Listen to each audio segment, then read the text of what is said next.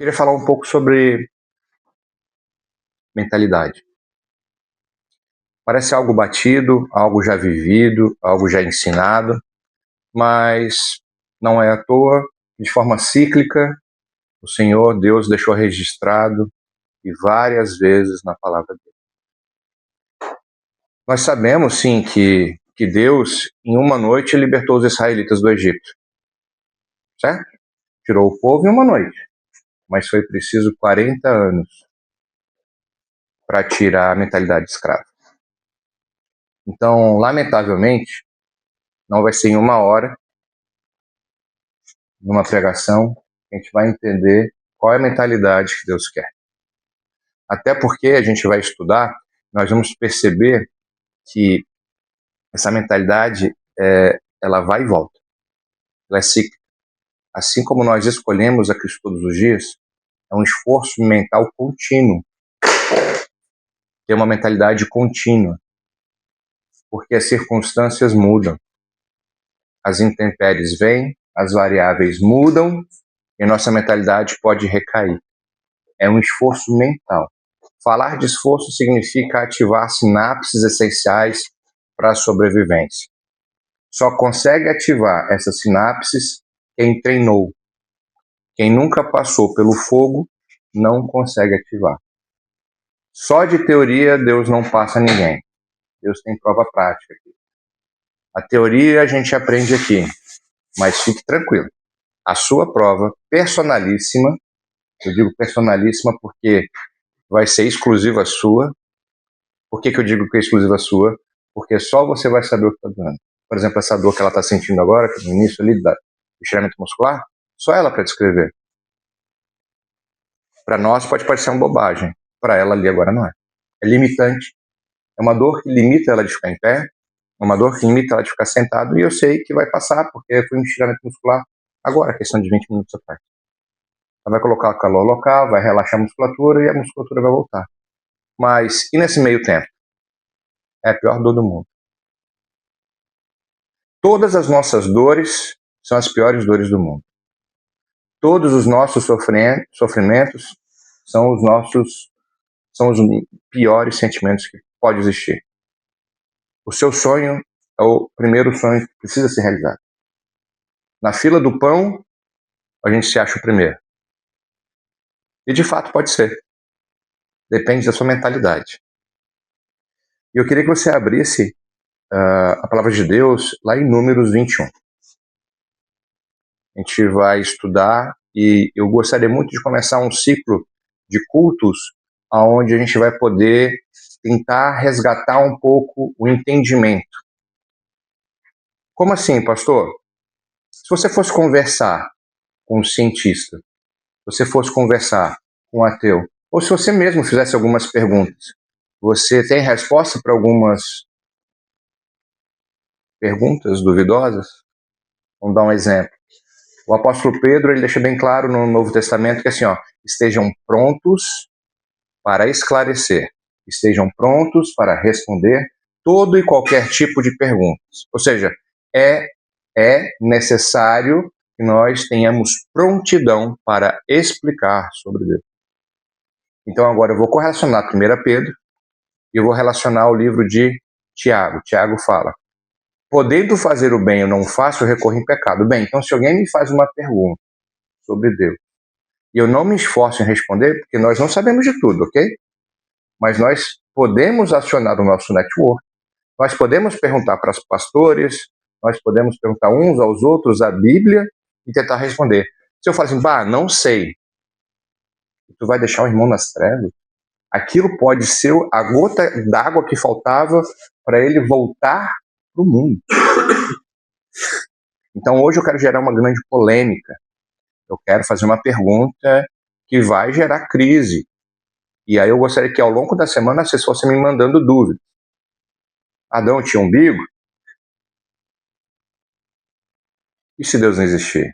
E se não foi Deus que criou? E se tu for conversar com um cientista, ele começar a te conversar, mas e o Big Bang? Onde entra Deus com o Big Bang? Conversar com um ateu, tu fala, bem, eu não acredito em Deus. E tu fala, tu não acredita em Deus. Então, para ser ateu, tu tem que ter uma crença muito forte, igual quem acredita em Deus. Tem que se esforçar muito para defender uma tese de que Deus não existe. E aí a gente vai ter que aplicar algumas outras técnicas conhecidas, outras teorias, para explicar, por exemplo, se uma criança encontra um relógio no chão, esse relógio ele foi criado espontaneamente ou alguém criou? Esse relojoeiro que criou o relógio é homem, mulher, alto, baixo? Ou ele surgiu do nada, esse relógio?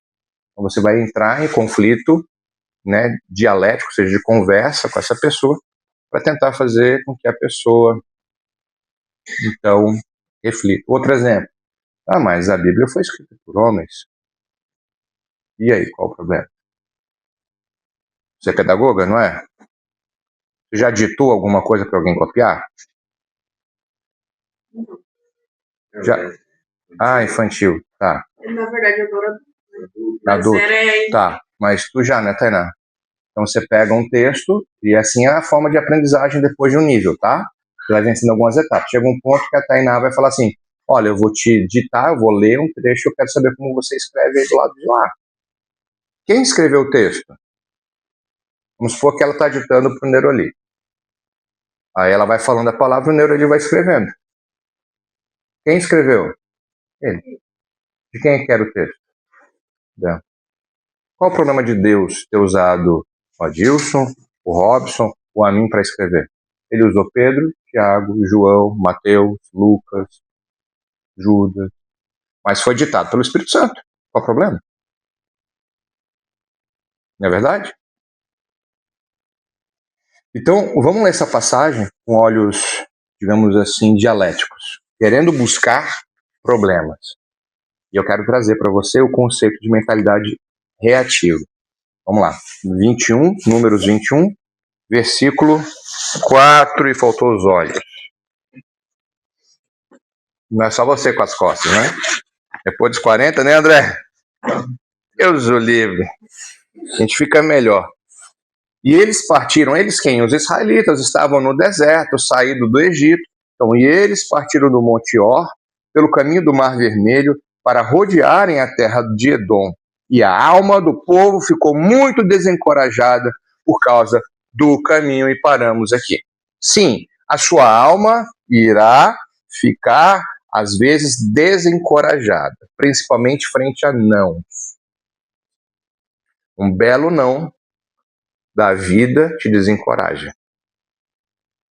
Dentro de um conceito de arte marcial que nós usamos na franquia, é o impacto, ele te paralisa ou ele te impulsiona. Ou seja, algo te veio como não, ou ele te paralisa, você desiste, te desencoraja, ou te impulsiona.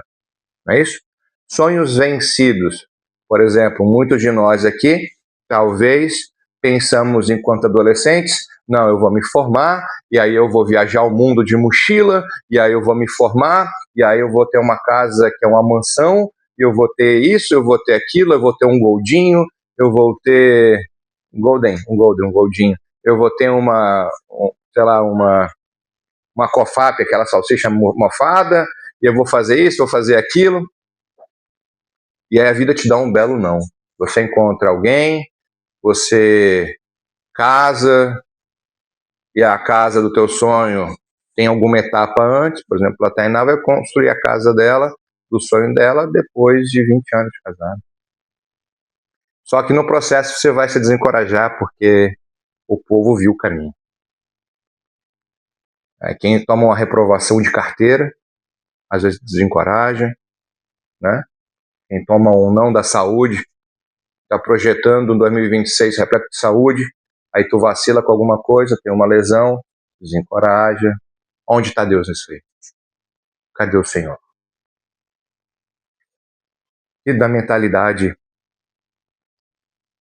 aplicada num deserto, ela não pode ser só de vitimismo.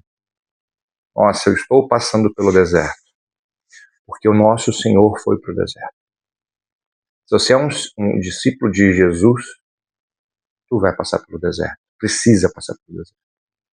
O deserto é essencial para te refinar, para te polir, para te preparar, para te ensinar, para te construir forças para quando você estiver de posse da sua promessa, Você não venda a promessa.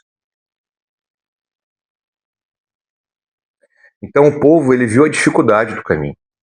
Um povo que há muito já havia, né, se arrependido de algumas coisas. E o povo, ele segue.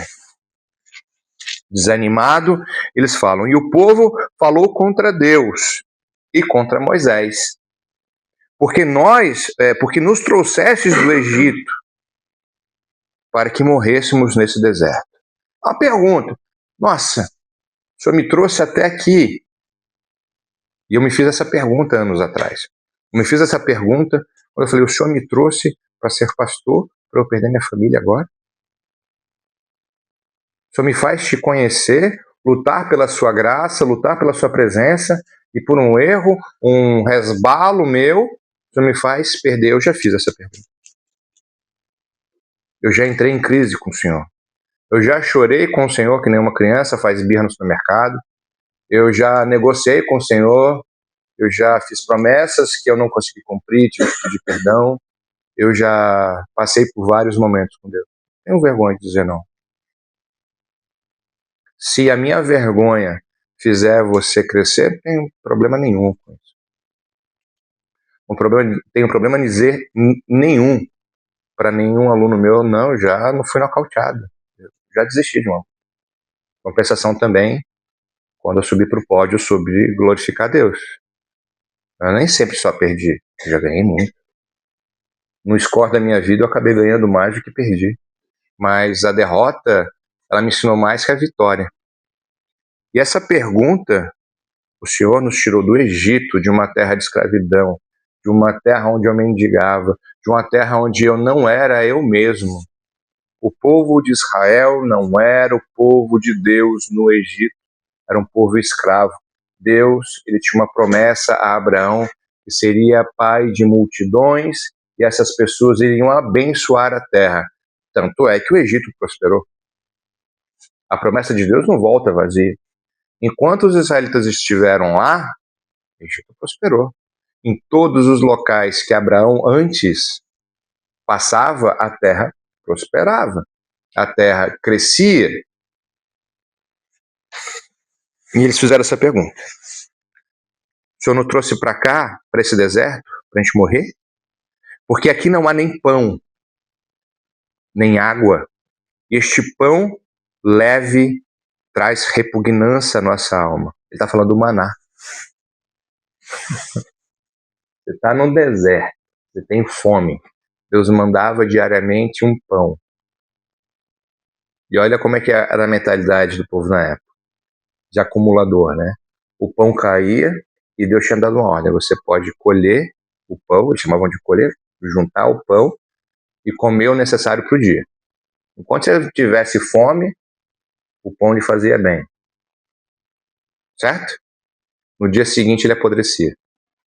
Se você recolhesse, tentasse acondicionar ele em casa, a Bíblia diz que ele era inutilizado por Deus. A palavra de Deus nunca volta vazia. Você pode usar hoje, para amanhã não. Amanhã você tem que depender de mim de novo. Amanhã você precisa de mim de novo. Era um processo de ensino para dependência. E o homem falhava. A graça de Deus derramada na cruz é um processo de dependência. Por isso que nós oramos no início e eu disse, a mentalidade de um cristão hoje é de dependência. Orar a Deus todos os dias. Reafirmando, dizendo, sim, Deus, eu te amo. Sim, Deus, faça morada. Tenta viver um casamento de 1 ano sem ficar falando para a mulher que você ama ela para ver se vai dar bom. Tu não consegue lidar com um ser humano sem ter que ficar confirmando. Cara, que bom ser seu amigo. Cara, que bom ser seu amigo. Que bom ser... Se eu não falar alguma coisa, se eu não lembrar do aniversário dele, ou se eu não ligar para ele uma vez por ano, essa amizade faz o quê? Definha, esfria, acaba. E por que com Deus, eu fiz o batismo, eu me aliancei uma vez, ok, tudo bem. E o relacionamento com Deus? Você gosta de ser usado só quando precisa? Não. O cara só liga para você quando precisa. A pessoa só liga para você quando precisa, quando quer alguma coisa. Depois passa 5, 6 meses quando está bem, não te liga para partilhar. Entende? Agora, quando está mal, tu é o primeiro. Porque tu, às vezes, é a fonte daquilo que a pessoa precisa. Isso é uma mentalidade de escassez. É uma prisão. É uma escravidão. É escolhido ser escravo desse jeito. Você fica escravo da circunstância. Você fica escravo da escassez. No sentido de que eu não consigo partilhar. Então, não tem pão nesse deserto.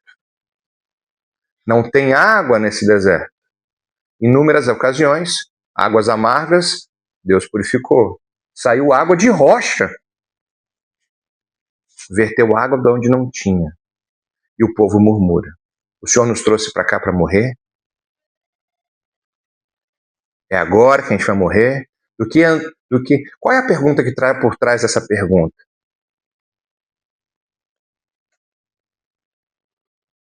Eu falava assim para Deus, sério, Deus? Meu nome está na lama? A minha vocação pastoral foi por ruína agora? E a minha luta era uma indignação nunca pela minha esposa. Não era a indignação por ela, porque ela estava indo. A minha indignação era com Deus, entendeu?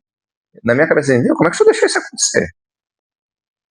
Eu atribuí a Deus, eu terceirizei um problema gerado por mim e por ela. No casamento há uma combinação, há uma multiplicação de bênçãos e uma multiplicação de maldições.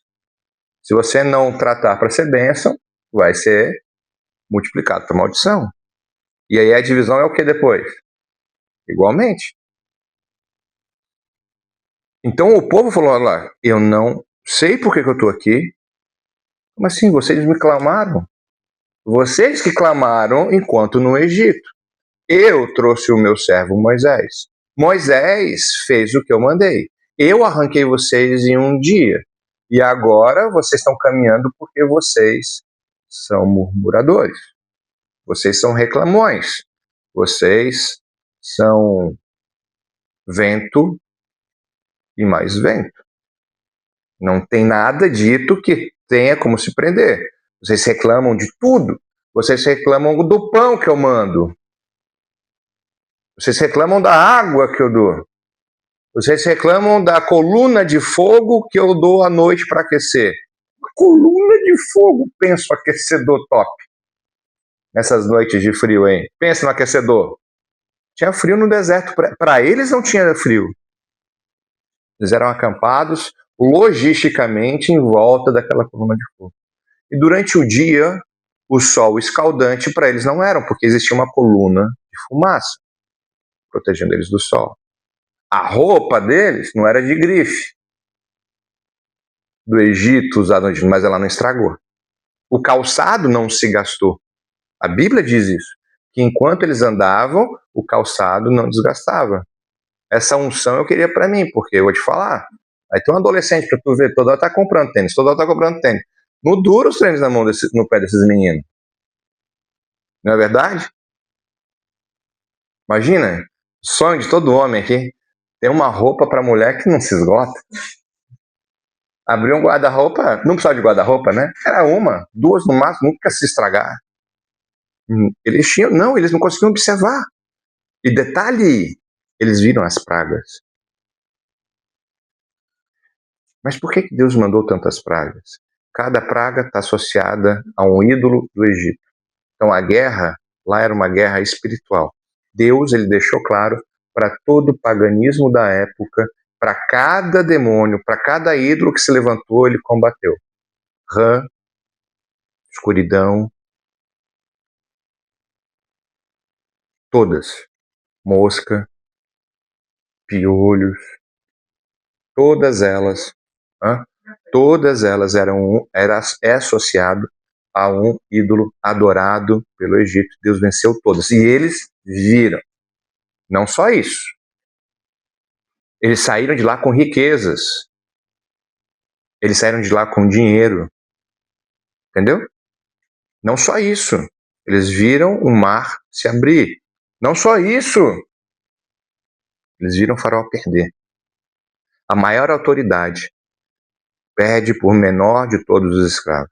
Isso é loucura. Se isso não é quebra de paradigma, e o que é um paradigma? Paradigma é um pensamento consolidado, ok? E a quebra desse paradigma, a mudança do status quo aconteceu em uma noite.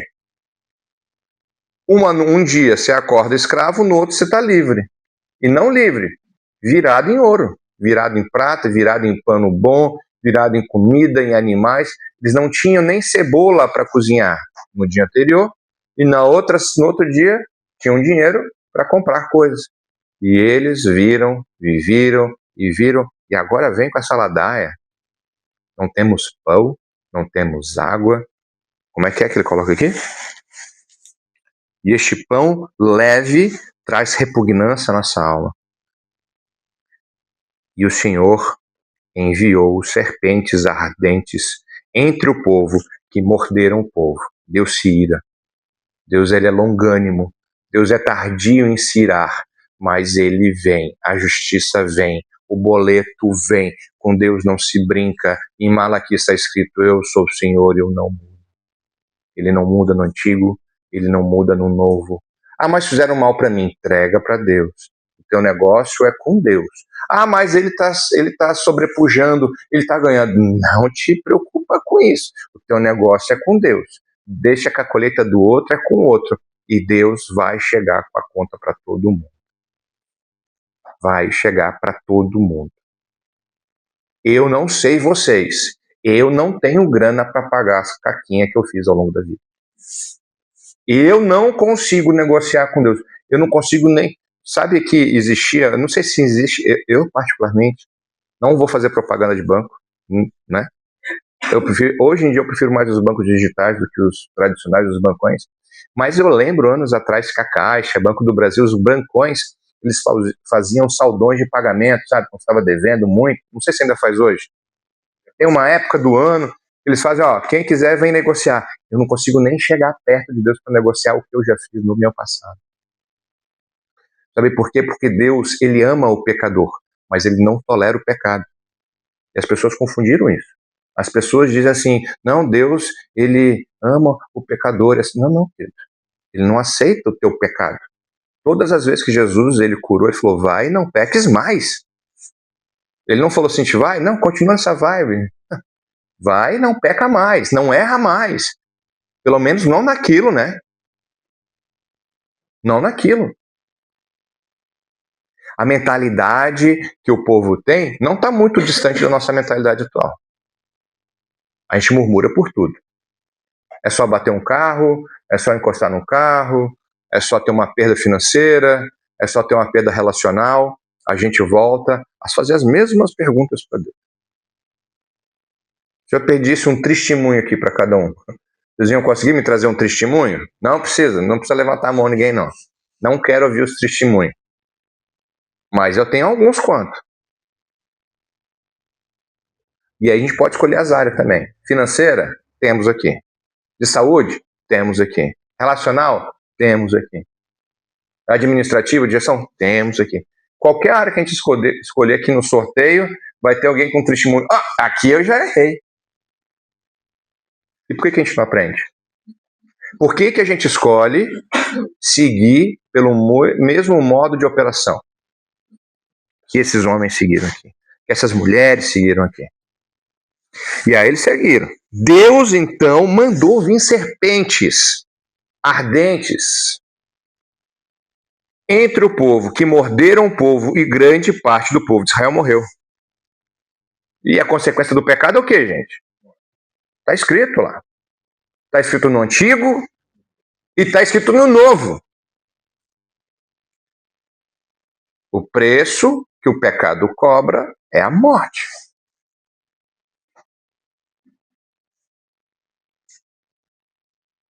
A pergunta é, e eu posso falar de mim, eu não consigo chegar na mesa de negociação com Deus e falar, olha Deus, eu fiz essas generosidades aqui com algumas pessoas.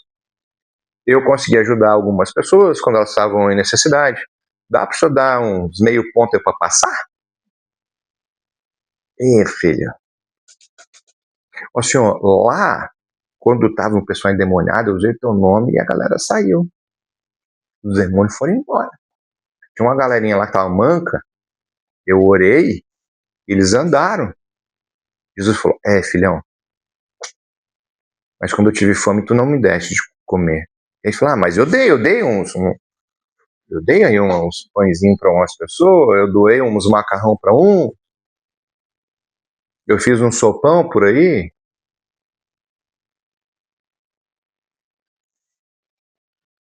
Jesus é pão de verdade? Ele é um pão feito de farinha? Jesus não falou que ele era o pão da vida?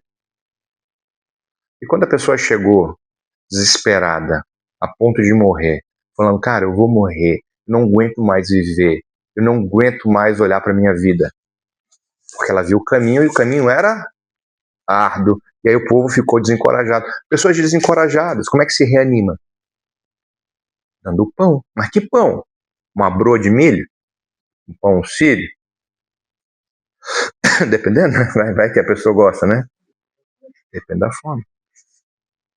Mas, querido, aí Deus fala para mim, você nunca parou para conversar de mim?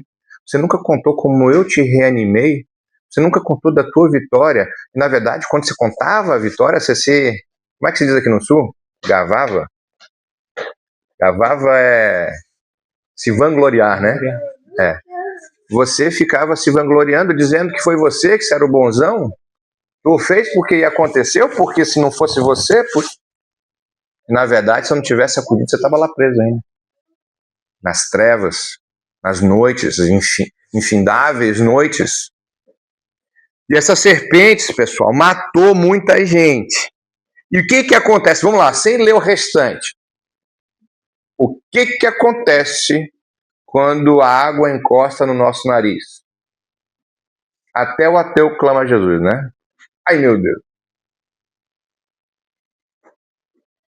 E aí a água encostou no nariz deles, porque estava todo mundo morrendo, cheio de serpente, picava a serpente, não tinha soro antiofídico, que dava para todo mundo. E o povo veio a Moisés e disse, pecamos, porque falamos contra o Senhor e contra ti. Ora ao Senhor, Moisés, para que tire de nós estas serpentes. E Moisés orou pelo povo. Moisés, ele não era só um legislador, ele não era só um líder, ele não era só um jurista de Israel, ele não era só um escritor, porque ele escreveu o Pentateuco. Moisés, ele era, antes de tudo, um intercessor. Muitas vezes Deus tinha falado assim, eu vou passar régua nesse povo, e Moisés falou, não, Senhor, vão falar mal de nós aí pelo mundo, a gente tirou trabalhão para tirar esse povo lá do Egito. Eu sei, esse povo é de dura serviço, mas vamos lá, se o senhor não for, eu não vou. Moisés, ele era um intercessor. Era alguém que se colocava na brecha para que tu não viesse a cair aos olhos de Deus. Porque nessa época, a cruz de Cristo não estava estabelecida. Ela estava prometida. Entenda a diferença entre promessa, realização da promessa e vivência da promessa. Então aqui, a cruz, quando Deus resgata o povo, ele tinha uma promessa da cruz. A cruz, ela já foi cantada, a bola dela, lá na saída do Éden. Lá no Éden, quando Deus fala, eu porei inimizade em tu e a serpente, mas do teu ventre virá aquele que pisará na tua cabeça. Falando isso para o diabo, falando isso diretamente para Satanás. E o diabo começou a querer matar todos os homens, a matar todas as mulheres, porque cada vez que uma mãe ficava grávida, o diabo tremia nas bases. Por quê? Será que é ele? Será que é aquele que veio para me pisar? Porque Satanás sabe que a palavra de Deus não volta. A palavra de Deus diz, nós já estudamos isso, que até os demônios creem e tremem. Ou seja, os demônios são crentes. Então, ser crente hoje em dia não é salvaguardar para você estar no paraíso. Tem que viver. Para você viver, você tem que ter mentalidade. Porque o primeiro mandamento é amar ao Senhor Deus de toda força, de todo entendimento, de todo coração, entendimento. O apóstolo Paulo fala, amem, adorem ao Senhor de forma intelectual, racional, mental, se esforcem em estar preservados, porque o ataque, ainda mais no século XXI, ele é totalmente na mente. Existe um livro da Joyce Meyer. Deixa eu ver se é isso aqui. Esse aqui é o para crianças. Joyce Meyer, sugiro para vocês lerem depois. Campo de Batalha na Mente. E ela fez um campo de batalha na mente para crianças. Tudo acontece aqui. O teu deserto é aqui dentro. As guerras acontecem aqui. Você pode estar com um semblante neutro. E aqui dentro, pegando fogo lá dentro. Guerra. Guerra. Tua alma, nós já lemos no livro de Efésios que a tua alma, ela inclina, não, a tua alma, ela inclina, o teu corpo, a tua carne, ela inclina, ora para o pecado, ora para Deus. Há uma guerra entre espírito e entre a carne, e a alma fica lá, ó. Eu vou para onde agora? Eu estou mais espiritual hoje ou eu estou mais carnal hoje? Eu estou mais para as coisas de Deus ou eu estou mais para coisas do mundo? E, querido, não confunda, você pode estar dentro da igreja e ser mais carnal que uma pessoa que está lá fora. Não tem a ver com o local. Continua tendo a ver com você, com a sua mente. Então, se a gente está falando de mente, a gente tem que falar de mentalidade, porque a mentalidade é a funcionalidade da sua mente. Como é que eu investigo a sua mente? Através da forma que você pensa. Da forma que você gerencia os seus pensamentos e aplica os seus pensamentos. Vamos dizer mentalidade? Então, o povo chegou, né? A água subiu, começou, falou o que tinha que falar, porque quando a gente está grandão, quando a gente está soberbo, quando a gente fica desanimado, a gente fala o que tem que falar, a água sobe, o negócio fica pior ainda, porque quando a gente começa a murmurar, não pensa que vai facilitar, só vai piorar. E quando clamou contra Deus, Deus mandou vir as serpentes, começaram a fazer e morrer. Clamaram a Moisés, e Moisés foi lá e clamou. Agora, olha o que Deus mandou Moisés fazer. E disse o Senhor a Moisés: faz uma serpente ardente, igual a cobra, igual a serpente estava mordendo, e coloca sobre um madeiro, uma haste, e todo aquele que for mordido, e você vai ser mordido. O segredo, olha só, olha que loucura. E todo aquele que for mordido, Deus não livrou o seu povo. As cobras continuaram, porque era fruto do pecado, era fruto da murmuração, era fruto da afronta. As cobras vão continuar. Mas todo aquele que for mordido e olhar para a serpente que está pendurada, ele viverá. Que doideira. Deus podia ter acabado com as cobras, mas ele enviou as cobras por um motivo. Qual era o objetivo das cobras?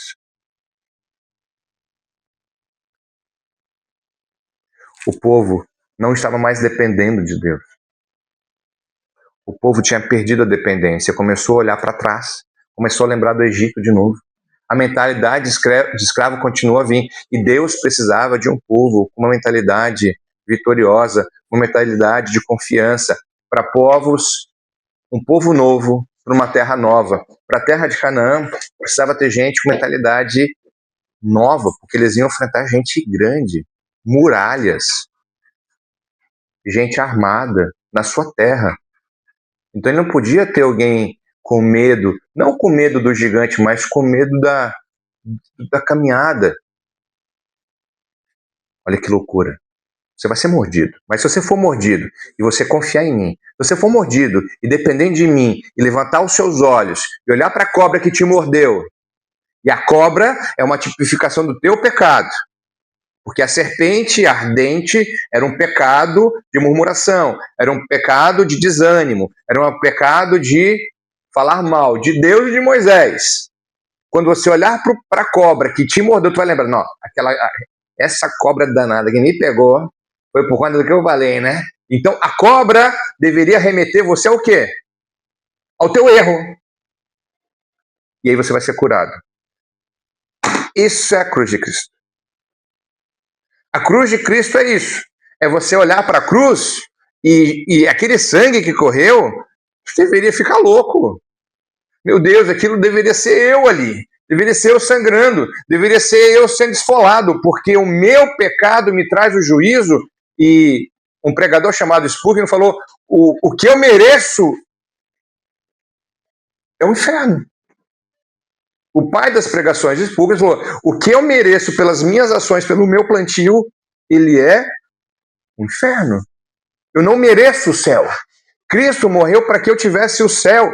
Então, toda vez que eu desanimar, toda vez que eu lembrar do meu pecado, eu tenho que olhar para a cruz de Cristo, uma cruz vazia, e lembrar que o meu Senhor vive. O meu Deus vive. E esse Deus que vive, é vitorioso e venceu a morte, ele falou que todo aquele que nele crê não pereceria, mas viveria eternamente. Então, aqui era uma sombra da cruz.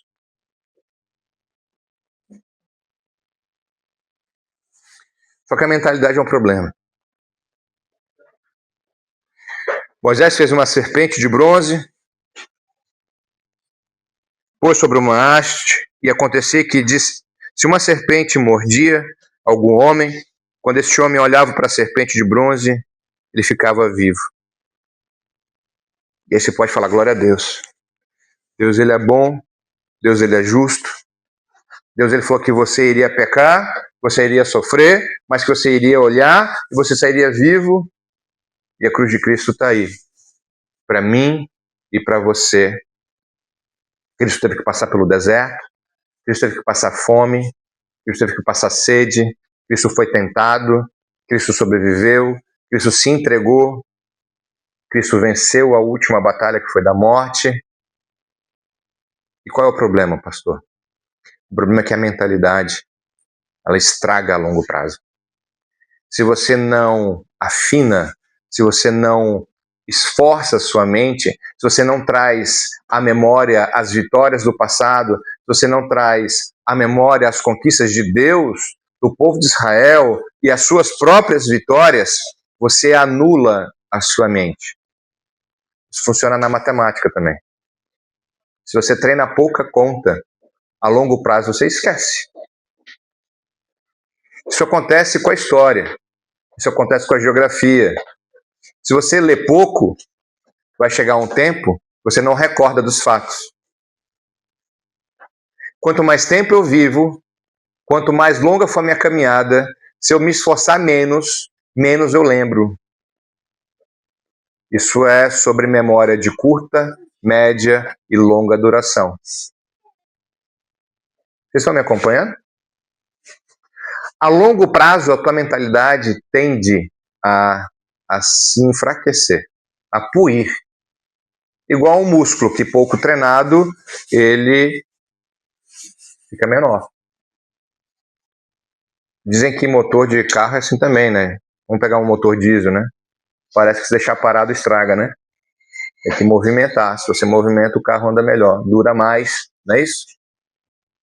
Então tem coisas que se nós usarmos, ele fica melhor. E a mentalidade é essa. Por isso que o profeta falou, o profeta, meu Deus, o nome do profeta Fujão, Fujão não, Chorão, Jeremias.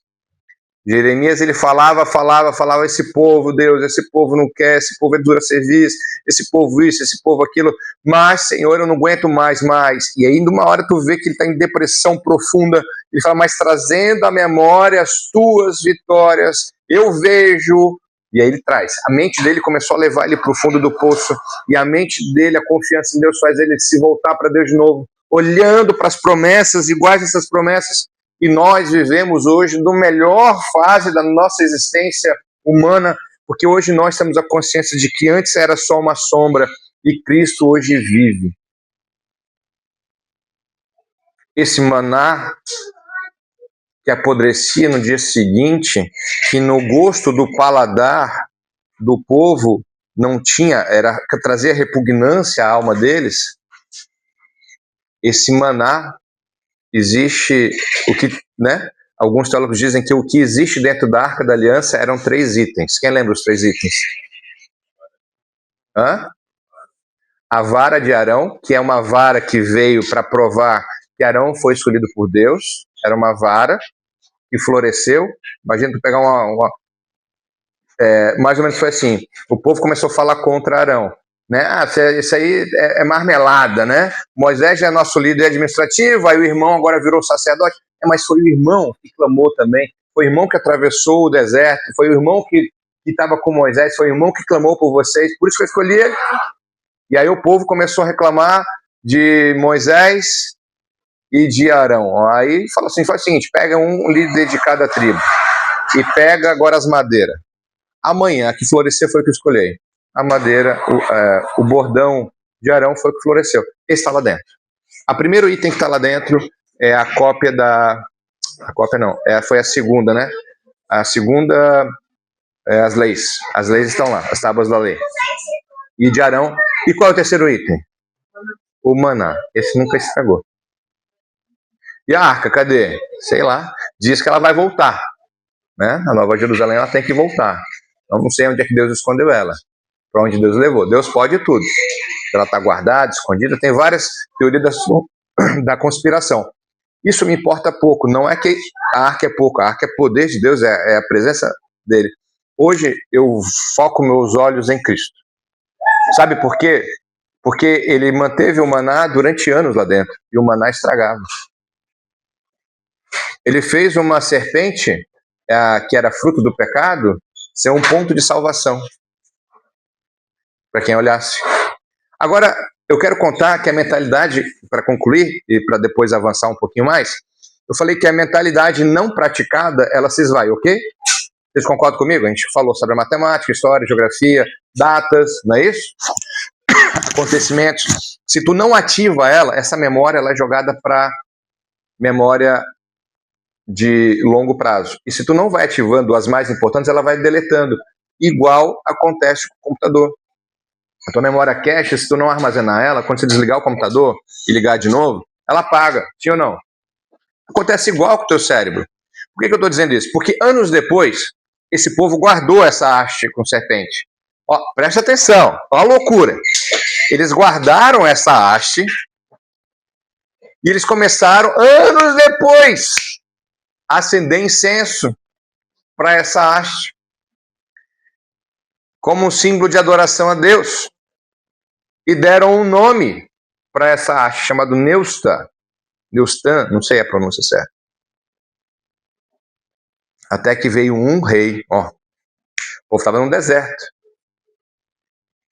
Época do aí entrada para Nova Canaã. Época dos juízes. Ano a full. Josué, Gideão, Sansão. E foi. Veio Saul. E veio Davi. E veio Salomão. E essa haste lá. O povo acendendo incenso para ela. Adorando ela. Não, isso é coisa de Deus. Vamos adorar porque ela é sagrada. A pessoa pegou a ferramenta que Deus usou e fez virar um culto pagão. Dentro de Israel. Continua. Até que veio um rei chamado Ezequias e destruiu ela. Porque Ezequias botou ordem na casa. A gente não pode pegar um objeto que Deus usou e adorar aquilo. O maná foi a representação da dependência de Deus. O bordão é a representação da dependência de Deus. A serpente foi a representação da salvação vivífica da cruz, da dependência de Deus. Um pastor que te ajudou foi a representação de Deus naquele momento. Uma igreja que te ajudou foi a representação de uma necessidade naquele momento. A tua dependência não pode ser no maná, a sua dependência não pode ser no bordão, a sua dependência não pode ser um pastor, a sua dependência não pode ser numa igreja, a sua dependência não pode ser em nada. A sua dependência, ela é exclusiva de Deus, logo de Jesus. Qualquer coisa que roubar a tua dependência,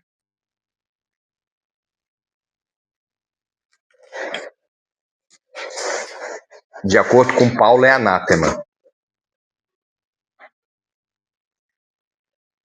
A tua mentalidade, ela é uma mentalidade de dependência. Vou falar sério. Você organizar logisticamente mais que 3 milhões de pessoas num deserto, vamos fazer uma caminhada aqui, bora botar 100 pessoas, já vai ser difícil coordenar. Estava no campeonato hoje, não sei se tinha 500 pessoas. Já foi difícil coordenar, precisava de um monte de gente. Moisés coordenou 3 milhões de pessoas. Foi Moisés? Moisés passava horas dentro da tenda dele, da glória, da adoração, na dependência de Deus. Falou, Deus, me ajuda. Deus, eu não consigo.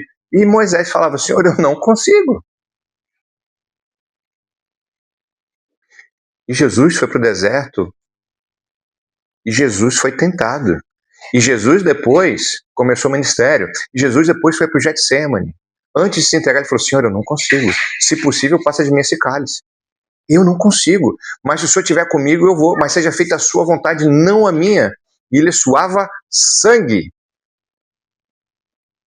E aí você não vai aguentar mais um mês? E aí você não vai aguentar mais um ano? E aí você não vamos tentar de novo? E foi e perdi a empresa, não vai tentar de novo? Ué, que história é essa? Que caco de homens e de mulheres que Deus está esperando ou fazendo acontecer dentro de uma igreja? Que qualquer coisa é motivo para ruptura. E, mas o que Deus não gosta? Está lá no livro de Gálatas. Ele fala que os frutos do Espírito é o quê? Bondade, benignidade, mansidão, domínio próprio. E quais são as obras da carne? Dissensão, porfia, discórdia, ira, glutonaria. Tu está brigando demais em casa?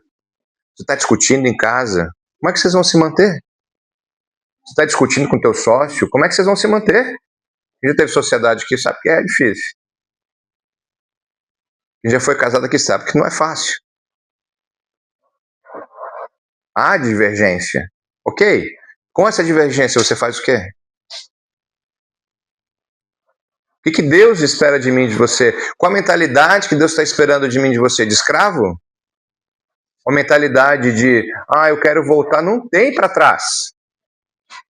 Não há para trás, não há retrovisor para nós. Há memórias.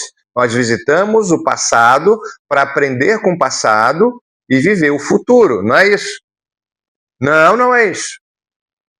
Nós visitamos o passado para aprender com o passado e viver o presente. E o futuro? É futuro. Dependência de Deus. E o amanhã? Dependência de Deus. Jesus, ele falou várias vezes, em uma passagem, ele falou assim, 4 vezes na mesma passagem, não andeis ansiosos por coisa alguma. Mas, Senhor, você não sabe. Querida, a ansiedade é uma armadilha cognitiva de algo que sua mente projeta em cima de erros do passado ou em julgamentos do presente de forma equivocada. É uma armadilha. Isso não é uma preparação. Ansiedade não é preparar. Por exemplo, um enxadrista, quem joga xadrez, não sofre de ansiedade. Ele é um enxadrista. A mente dele é focada em preparar 10, 15, 20, até mais jogadas à frente. Mas ele não fica o quê? Ansioso. Porque se ele ficar ansioso, ele faz o movimento errado, ele perde. Aquilo é preparação. Um estrategista militar, ele vê as possibilidades. Um estrategista empresarial, ele vê as possibilidades de investimento. Eu vou levar minha empresa para cá, mas isso é ansiedade. Não, isso é estudo. Isso é o que Jesus falou. Se você quiser construir uma casa, primeiro que você sente, que planeje. Ou seja, isso é planejamento.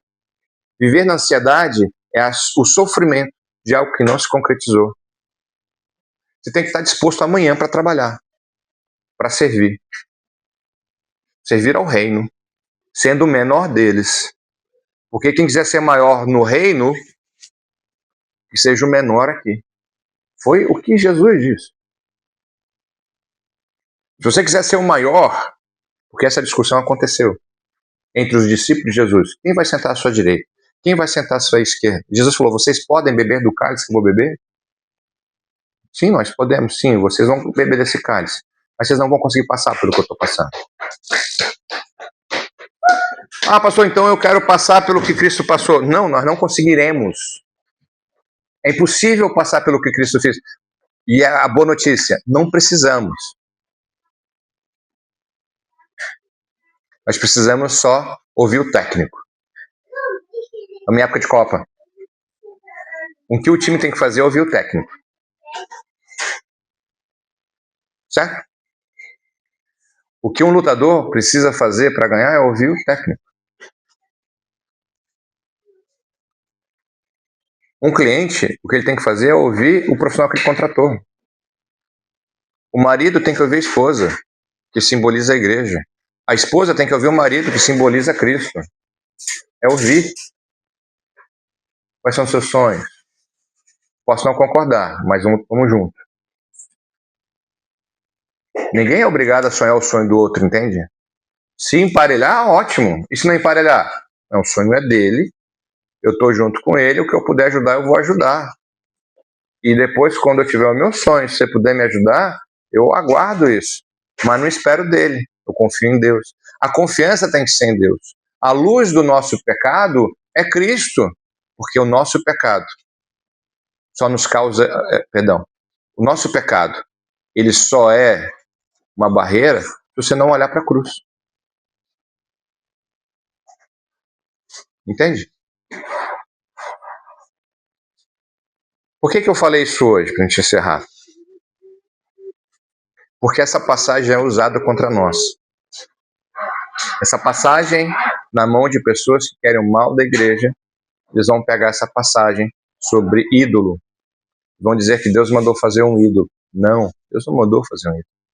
Deus deu uma lição de dependência. Você vai ser mordido. Deus não vai te liberar da mordida. A mordida é uma decisão sua, em consequência de um pecado teu. Essa mordida é em decorrência do pecado. E quando você olhar para a cruz da serpente, essa serpente é o teu pecado lá. Era o que viria a acontecer com Cristo no futuro. Então, querido, eu não sei qual é o teu deserto. Porque às vezes a gente mente pra gente mesmo. A gente conta uma ex-mentira, a gente conta uma meia-verdade, mas continua sendo não verdades. A gente aprendeu a dizer para as pessoas erradas bom dia e para as pessoas certas bom dia. Assim, pastor, não entendi. Bem, para as pessoas erradas, continua falando bom dia. Elas não precisam saber das suas dores, das suas serpentes. Mas para a pessoa certa, não precisa falar bom dia. Preciso de uma oração sua. Não estou bem hoje. Não estou legal hoje. E eu falo isso com muita propriedade. Muita propriedade de alguém que um dia foi tão soberbo, e eu digo de mim, que eu achei que eu não precisaria de ajuda de ninguém, porque eu tinha que ajudar os outros. Olha a soberba invertida. Eu achava que, sendo pastor, eu não podia pedir ajuda de um discípulo, eu não podia conversar com um discípulo, eu não podia pedir conselhos para o discípulo, porque eu achei que eu era o pastor. Isso é soberba. E Deus me ensinou no meu deserto. Eu fui picado por uma serpente e olhei para a cruz vazia de Cristo que me remiu. E hoje, se eu tiver um problema e falar assim, cara, eu não estou bem, tem como a gente tomar um cafezinho? Para a gente falar qual é a tua opinião sobre isso.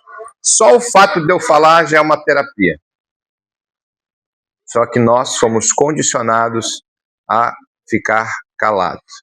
Como disse, dizer bom dia para as pessoas erradas e dizer bom dia para as pessoas certas. E é claro, não, cara, bom dia, mas tu tem um tempinho para mim? Não pode ser agora, não precisa ser agora, pode ser daqui a pouco, pode ser durante o dia, pode ser amanhã. Entendeu? Cria um mecanismo. Ó, se eu falar abobrinha é porque o negócio é feio. Entendeu? Se eu falar limoeiro, eu estou no limite. Porque todos nós, em algum momento da vida, nós vamos olhar o tamanho do caminho e nós vamos ficar desgostosos. Então, se tu não tiver uma mentalidade de filho para recorrer aos braços do teu pai, tu vai ser picado por essas serpentes e vai morrer. E morre gente dentro da igreja. E morre pastor. Conheço um monte, dou uma lista de pastores que não são mais pastores hoje. Porque morreram. Porque não teve ninguém para ajudar. E eu finalizo com a palavra, com a mensagem que Spurgeon deixou. Ele falou o seguinte: o pecado do meu irmão só me escandaliza. Vou repetir: o pecado do meu irmão só me escandaliza porque o meu próprio permanece escondido. Todos nós aqui temos pecados. Mas o do outro só te escandaliza porque o teu está oculto. Mas isso te faz ser urgentemente dependente da graça da cruz. Entende? Se alguém perguntar o que é ser cristão, é ser dependente. Ah, mas você não faz nada de livre e espontânea vontade? Tudo eu faço de livre e espontânea vontade. Mas eu faço focado no meu Deus. E é assim que vai ser. Desde a preparação do meu dia, a entrega do meu dia, preparação do dia, a entrega do meu dia é para o Senhor. Eu não tenho um dia separado para Deus, eu tenho todos os dias. Eu tomo um café com meu amigo servindo ao Senhor. Eu almoço com a minha família servindo ao Senhor. Eu dou minhas aulas servindo ao Senhor. Eu pago os meus boletos servindo ao Senhor. Eu peço desculpas servindo ao Senhor. Eu compro guerra servindo ao Senhor. Amém? Então que a gente volte para casa lembrando que Deus, Ele espera de nós um vínculo. E esse vínculo é, na tribulação, mentalidade de filho, não de escravo. Amém? Amém. Dá uma pausa lá para mim, Lete.